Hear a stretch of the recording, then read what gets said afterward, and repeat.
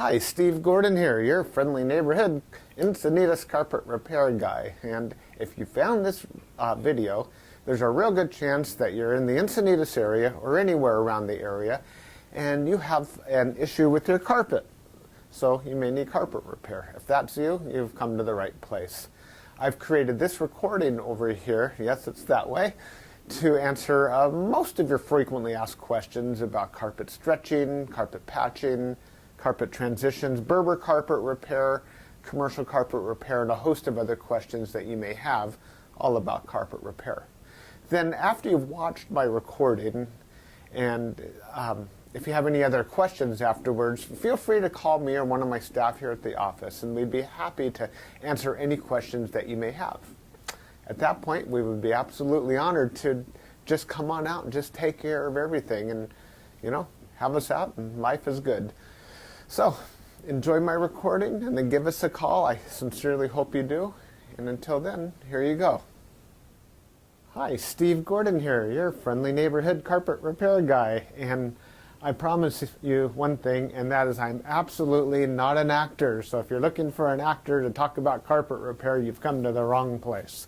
But if you want to know about carpet repair, whether it be carpet stretching, patching, Berber carpet repair, commercial carpet repair, transitions between your carpet and a floor, maybe your stairs need repaired, a seam could need repaired, or a few other things, well, in that case, you have come to the right place, because I'm going to talk to you about that, and I'm going to try to answer as many of your most frequently asked questions as possible.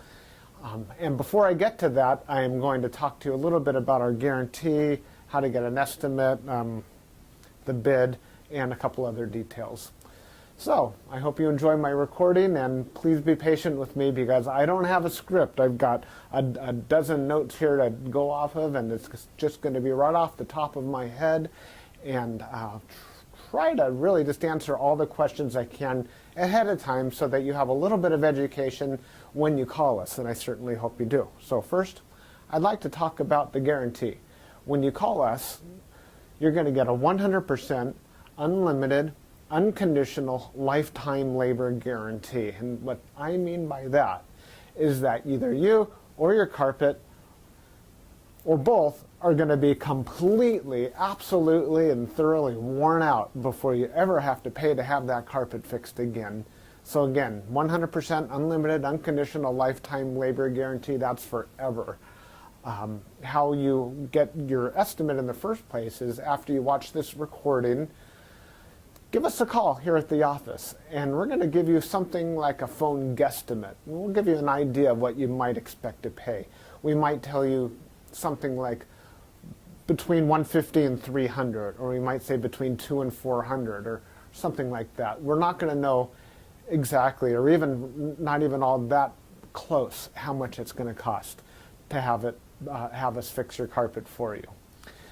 So if you feel like we're in the right sort of price range, then we're going to schedule an appointment to come on out and actually give you an absolutely free, no obligation bid.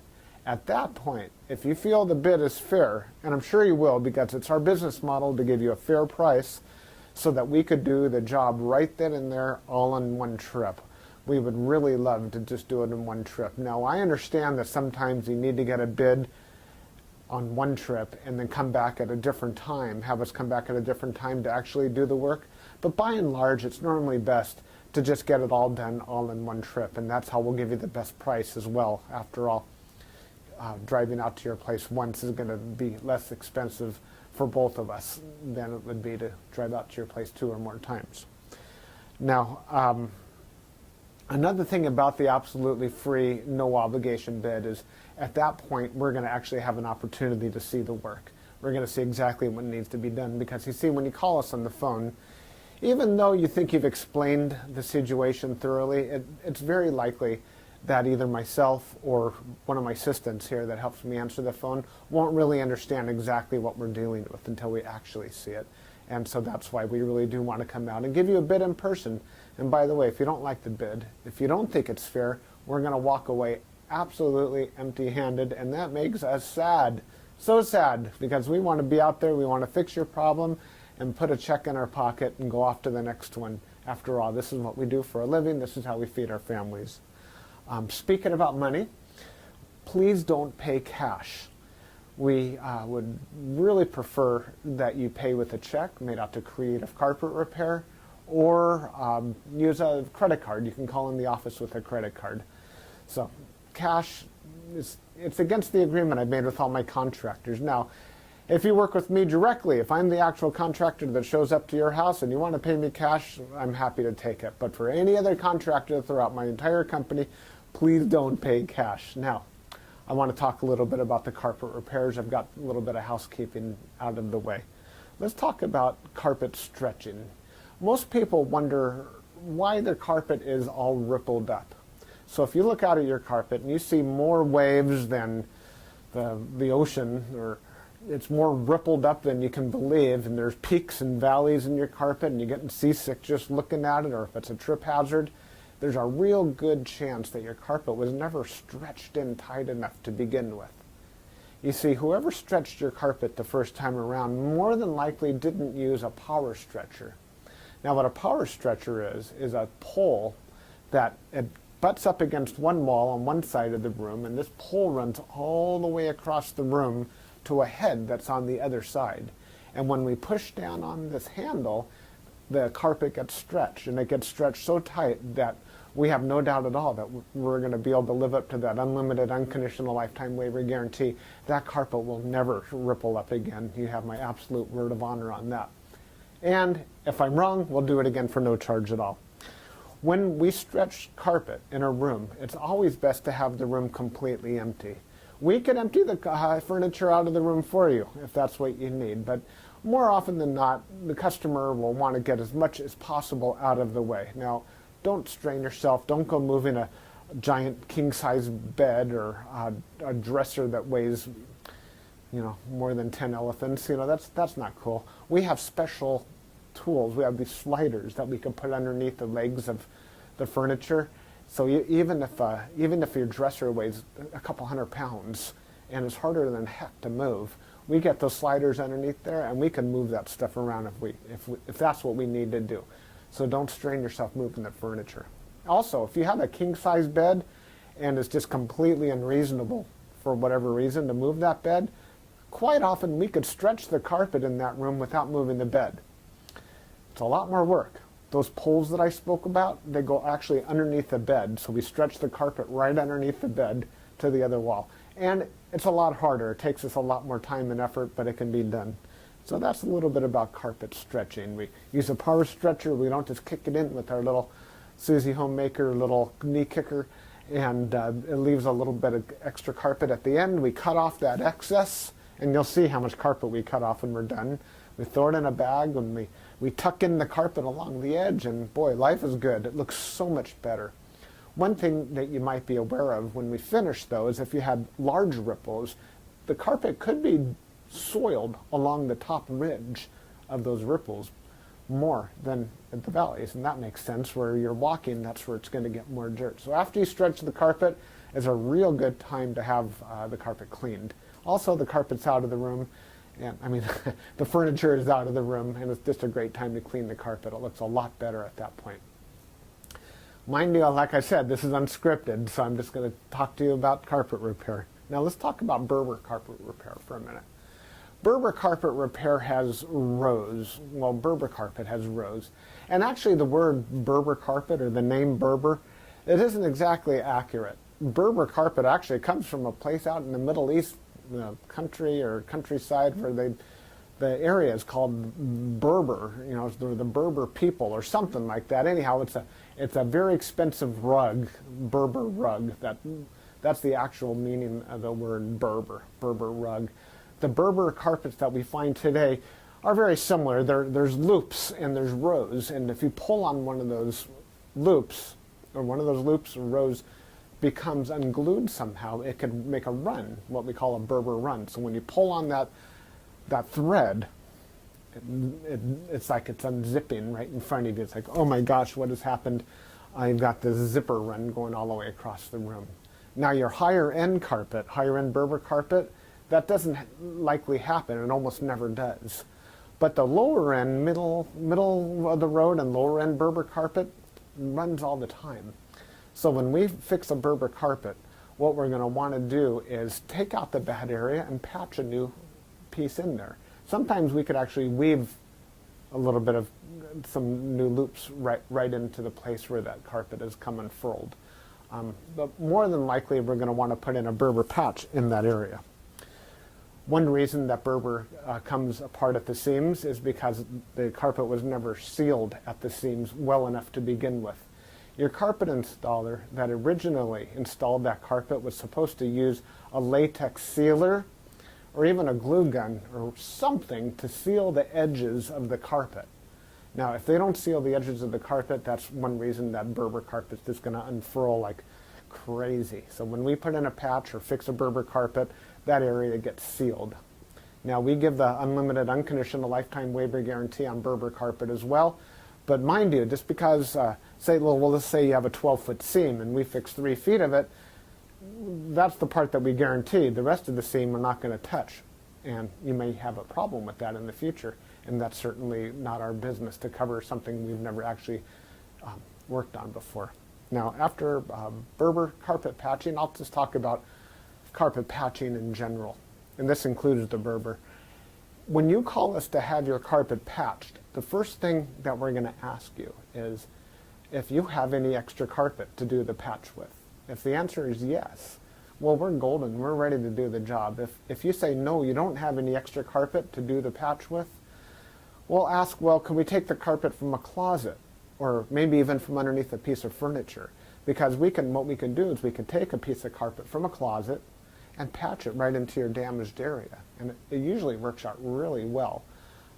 Most people would rather have a piece of carpet missing out of their closet than have a terrible, nasty area in the middle of their room where they'll see it all the time. After all, inside the closet, you usually have that covered up with shoes and old photographs and baseball bats and everything you've ever collected in your life.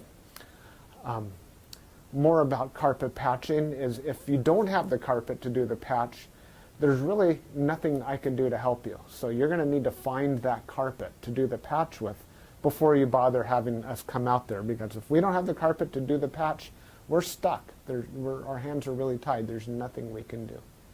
Now, you're probably wondering how the patch is going to look when we're finished. It's real hard to say, especially in a recording like this.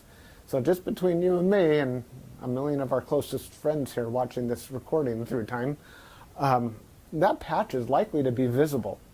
You see, if you take a piece of carpet that's never been walked on, it's never been soiled, it's never seen the light from the window coming in so it hasn't faded out, and you take that brand new looking type of carpet or piece of carpet and patch it in to an area that has been worn, it has been soiled, it has been faded out by the sunlight, well, certainly you're going to see the difference between the new carpet and the older carpet because it's patched right in the middle there.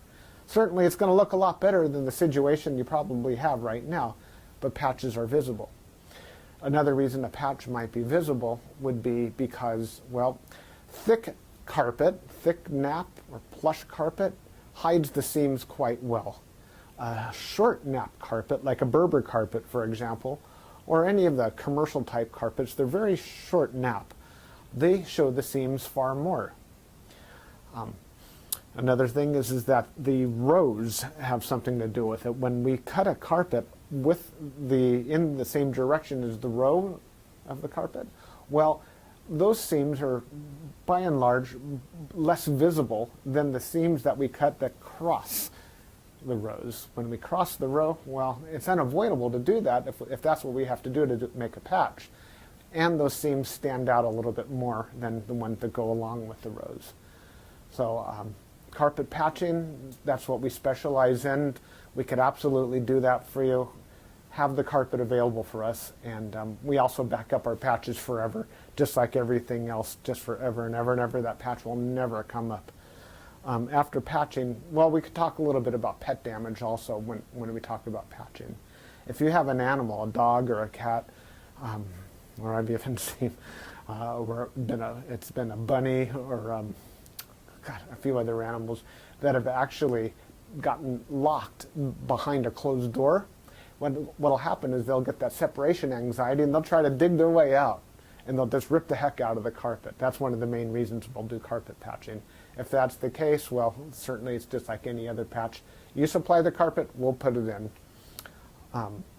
However, if that animal didn't tear up the carpet, if they actually urinated on the carpet, there's a whole other thing we can do about that, and I'm going to need your help for that. What we'll do is we're going to ask you to go to the pet store or go online and buy twice as much of a product as you think you're going to need, maybe 4 times as much, to actually kill the odor. Now, the product I'm talking about is actually an enzyme, and what we'll do is we'll pull back the carpet, we'll remove the padding, clean the floor, and you'll pour this enzyme onto the floors underneath it all. And that enzyme will eat up all the proteins that contribute to the smell of the urine in your carpet. Then we'll put in new padding, and you'll pour that enzyme cleaner all over the backing of the carpet as well at that time. I'll reinstall the carpet, and then one more time we'll use that cleaner and we'll just soak that area of the carpet with that enzyme one more time. And that's likely to kill the scent altogether. That smell should be completely gone. If not, it's probably because your animal found another place that you don't even know about, and I'm sorry about that. There's nothing we could do about your animal. Now that we've spoken about pet damage, I like to talk about carpet to floor transitions. A lot of people call us because they've put in a new floor. Maybe it's a tile or a wood floor, and their carpet now needs to be finished along that edge. More often than not, we don't need to put in any kind of metal there. There's a lot of different types of situations where you do want a metal. If you have an apartment building and you want the carpet to last a long time, between the carpet and, say, for example, a linoleum floor, we could put some metal there. There are flat metals. They're the type of metals that they're called, I've called them beat-down metals before. I'm not sure exactly what they're called. Beat-down metals, they're golden, they're silver, and the carpet goes right in there and it gets hammered down, gives a nice clean edge, and it protects the edge of the carpet for a very long time.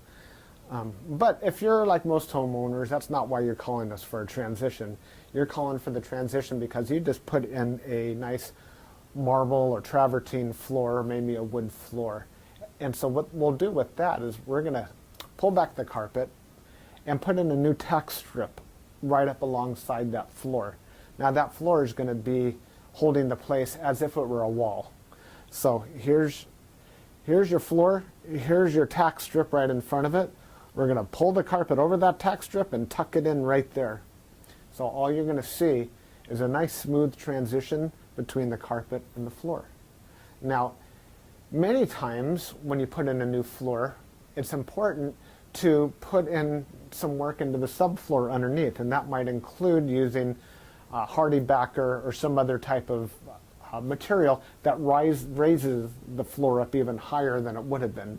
So let's just say, for example, you've got a 1/2 inch new tile and another 1/4 inch of underneath there of a hardy backer, or it could even be more. It could be 3/4 of an inch altogether, or even more, that is higher than the carpet. That's extreme. It's usually not that high, but let's just say it is. If we just bring the carpet up and end it right there, well, you're going to stub your toe against that thing. You're going to be cursing to holy high heaven every time you do that. It's just not fun at all. Trust me, it's not. You'll understand if you ever do that. What we're going to want to do in that case is one of 2 different solutions. We're going to do 1 of 2 solutions. One is we can pull back the carpet quite far and use a product like a Fix-All, which is a very fine cement type product. And we're going to feather in a nice ramped area so we raise the level of the floor slowly up to meet it. What's great about that is the floor and the carpet will be at the same level, then you won't stub your toe. What's not so great about that is when you're walking up that little ramped area, well, you feel like you're walking uphill. There's really no way around that I know of outside of pulling out all your carpet and floating a whole new layer of concrete, self-leveling concrete on the entire concrete floor and underneath. That's a lot of work. It's possible that would be the perfect way to do it if I were working on a $10 million home in Beverly Hills, that's probably what I would be doing. I would be raising the entire floor to be level with so the carpet could be level with the floor. But here in the real world, what we'll normally do is rise it up with some fixall, or we could do it even easier. We could use shingles, cedar shingles. Cedar shingles are about that long, and that makes a nice little ramp up, and it normally works just beautifully. It's quick, it's easy, we can get it all done in one trip. So we're going to raise the level of the carpet right up to the level of the floor, and you're just going to be happy as can be about that. Some transitions are round, curved. Other transitions could be squared. There's 100 types of transitions out there. And if you look on the internet under carpet to floor transitions, you're going to see a lot of examples. Perhaps even on my website, you can see some other examples. And so when you call us, you can explain what you're dealing with, and that would help us with the program here. Stairs. So, do you have a problem with the carpet on your stairs? I did a job like this just today, where the cat had actually torn away the corners of almost every stair all the way up the stairway. The lady was not happy about this. My solution to this was that, well, first of all, I asked her, do you have any extra carpet? And the answer was yes. You can take the carpet out of a closet. And I told her, well, you're going to have carpet missing out of a closet. And she said, well, that's fine. You can put this carpet in the closet. So she had something that didn't match at all. And she didn't mind because, well, she just didn't care that the carpet in the closet didn't match halfway through. So I took the carpet out of the closet, and the first thing I did is I completely replaced the first two stairs, because after all, the first stair or two wears out faster than everything else anyhow, and those first two stairs were pretty trashed. Instead of just fixing the little corners, just replace the entire stair if you can. It'll make a world of difference to have something new there. With all the rest of the stairs, I just did these little bitty patches all the way up one side and all the way down the other, and it was just beautiful. I think it gave her probably another 10 years of life to her carpet to fix those stairs. Another thing you could do with stairs, what some of my customers have done, and I love this idea, is replace the entire stairway by, well, let me back up a little bit. Let's just say you have a 3 or 4 bedroom house, and it's the same carpet throughout the entire house, and your stairway is pretty much in the middle of it all. And if you replace the carpet on your stairs, well, it's going to be a slightly different color than the rest of your carpet, and that's going to look low class, and we don't like that, do we? No, we don't.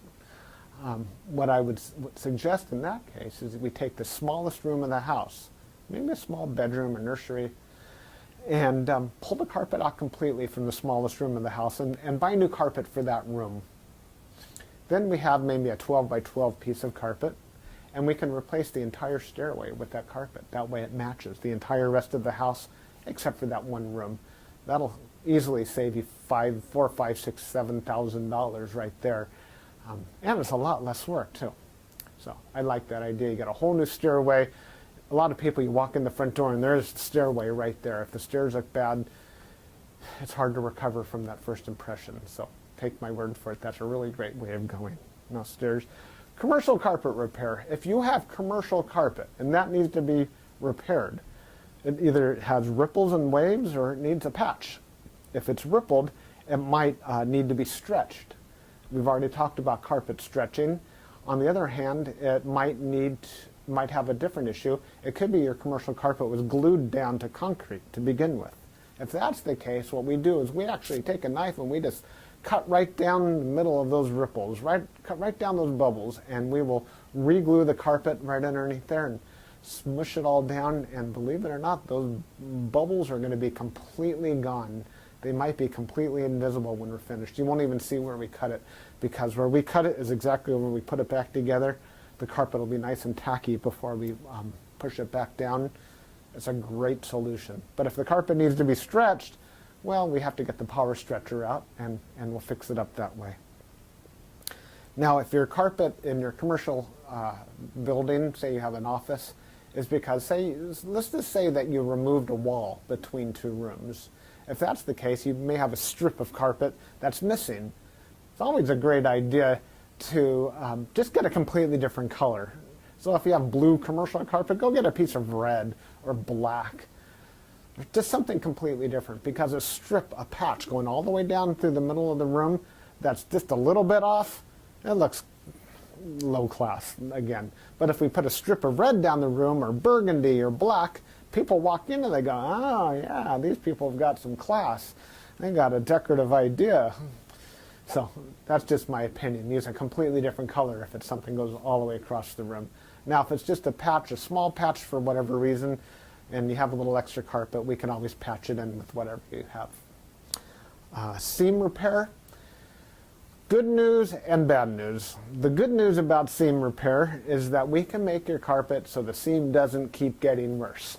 The bad news is that if it looks bad now, it's probably not going to ever look good again, regardless of what we do to it.